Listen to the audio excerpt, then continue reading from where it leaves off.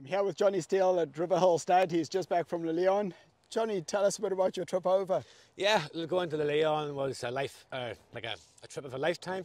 It was a real great experience. The horses travelled over well. To compete at such a venue, a championship competition, was just absolutely fantastic. The horse went well. She gets fed Resolve from Bluegrass's Pro range, primarily just a slightly lower starch for her stomach ulcers.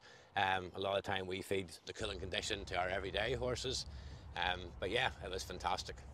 And can you tell us a bit about the prep that went in leading up to the event? Yeah, there was many hours, pretty much 7 days a week. The mare probably averaged out about an hour's work per day, sometimes up to an hour and a half. We'll have a dressage trainer called Terry Boone, who's very good. He would come in once or twice a week to put the polishing touches on it. And then we did a bit of training down at Abbottstown, and we did a lot of fitness work primarily on our own hill at Riverhill. Walking up and down the hills and cantering slowly up and down. It was 9 minutes 10 seconds for the cross country. We came through in 9 minutes 8 seconds. I have to say it was probably one of the best 9 minutes and 8 seconds of my life from start to finish. You were flat to the mat. The jumps were big. They were so well decorated, and the crowds were mind-blowing. Like coming down to the jumps, you had thousands of people standing around it. But you had to be jumping the jumps and not watching the spectators. I know we certainly watched just the videos of it, and the crowds, you know, there must have been 5, 6 deep. The atmosphere must have been absolutely electric. Absolutely phenomenal. Like, I'd never competed in such an atmosphere. And I remember on the Saturday morning, I'd done my final cross-country walk. And at about 10 o'clock, 11 o'clock, I went down to watch a couple of the 6-year-olds, and the crowds around the first couple of fences, I literally had to go, whew, boys, this here is flipping serious. But like literally when we went out of the start box, all I was totally focused on was from jump to jump. And the mare, like I rode the dam of the mare Fairway Lady, and I also rode the stallion centre stage, so I did up to 4-star. So to have a homebred horse, on top of that, she was born on my 36th birthday. So my wife and myself had produced the horse pretty much from start to finish. A good friend, David Richard, he sort of did the early grounding work with her when she was 3 or 4. So a big thank you to him too.